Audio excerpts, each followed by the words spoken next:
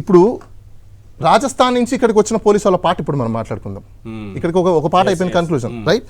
రాజస్థాన్ నుంచి పోలీసు వాళ్ళకి ఇక్కడ రావడానికి నాకు తెలిసినంత వరకు భారతదేశంలో సైబర్ క్రైమ్స్ ఎన్నో పెండింగ్స్ ఉన్నాయి.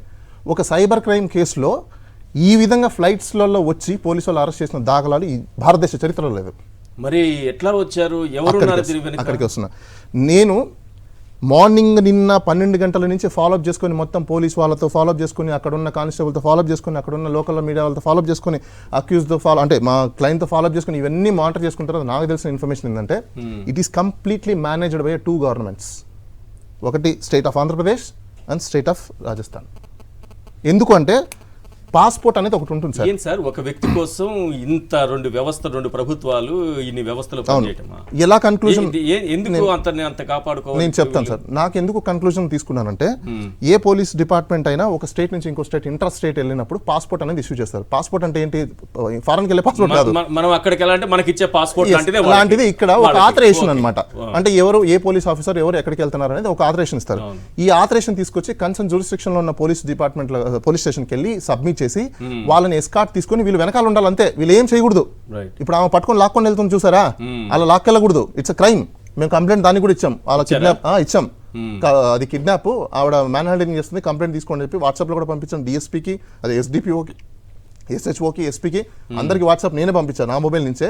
మరి ఏం యాక్షన్ తీసుకుంటారో చూస్తాను. అది కూడా ఇంకోటి మీరు చెప్తే భయం వేస్తుంది. వినండి ఇక్కడ ఒక్క నిమిషం. ఇంకా చాలా ఆశ్చర్యమైన వాళ్ళు మేము పాస్పోర్ట్ ఎక్కడ అని అడిగితే మధ్యాహ్నం 2 గంటల తర్వాత ఎస్హెచ్ఓ గారు ఒక ఫార్మెట్ ఇస్తే ఆ ఫార్మెట్ ని వాళ్ళు రాజస్థాన్కి పంపించుకుంటే ఇక్కడున్న ఎస్పీ అక్కడున్న ఎస్పీ కోఆర్డినేషన్తో ఆ డాక్యుమెంట్ ని పంపించారు తయారు చేసి అప్పటికప్పుడు.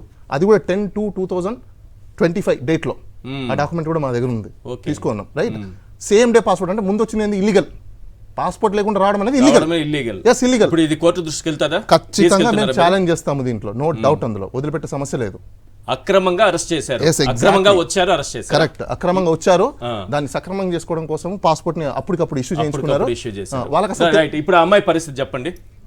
1 minute లో మీరు క్లోజ్ చేయాలి. అమ్మాయి పరిస్థితి చెప్పండి. అమ్మాయి పరిస్థితి ప్రెసెంట్ అయితే ఇప్పుడు రాజస్థాన్ స్టేట్ లో జైపూర్ లో పోలీస్ స్టేషన్ లో ఉంది. ఎందుకంటే 24 hours టైం ఉంటుంది కాబట్టి ట్రాన్సిట్ లో ఉన్న టైం ని మొత్తం ఎగ్జామ్షన్ చేస్తారు. రేపు మార్నింగ్ 11 లోపల ఆవిడని అక్కడ ప్రొడ్యూస్ చేసే అవకాశాలు ఉన్నాయి. దెన్ అక్కడ రేపు మేము బెయిల్ వస్తుందా లేదా అనేది డిపెండ్స్ అపాన్ అక్కడ డిస్కషన్. అది ఇక్కడ నేను 2 విషయాలు మీకు చెప్పాలనుకుంటున్నా.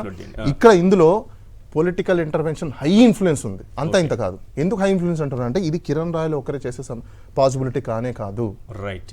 ఇది 2 స్టేట్లకు సంబంధించి చాలా విషయాలు బయట వస్తాయని అతను కాపాడుకునే ప్రయత్నం చేస్తారు. మీరు జనసేనలో పనిచేసిన నాయకుడిగా ఇది కోర్టు దృష్టికి ఎలాగో తీసుకెళ్తున్నారు కదా, పవన్ కళ్యాణ్ గారి దృష్టికి కూడా తీసుకెళ్ళండి సార్ ఒకసారి.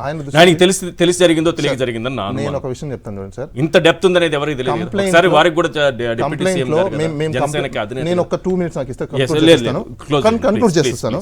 మేము కంప్లైంట్ ఇచ్చాము. కంప్లైంట్ ఇచ్చిన దాంట్లో పోలీస్ వాళ్ళు ఆ కంప్లైంట్ తీసుకొని నాదన్న మనోహర్ పవన్ కళ్యాణ్ గారి పేర్లు డిలీట్ చేసి ఇస్తేనే మేము కంప్లైంట్ తీసుకుంటామని తీసుకున్న కంప్లైంట్ పెట్టుకొని కొత్త కంప్లైంట్ ఇమ్మన్నారు. కంప్లైంట్ కూడా తీసుకున్నారు. అది తీసుకొని దాన్ని పక్కన పెట్టేసి ఇంకో కంప్లైంట్ ఇవ్వమన్నారు. కంప్లైంట్ పైన యాక్షన్ ఏంటి చెప్పండి. ఇప్పుడు దాకా నో యాక్షన్. కానీ ఈమెను మాత్రం తీసుకెళ్లిపోయారు. 2021లో కేసు ఈమెకు సంబంధం లేని. బెయిల్ వచ్చే అవకాశం ఉందా? బెయిల్ వచ్చే అవకాశాలు ఉన్నాయంటే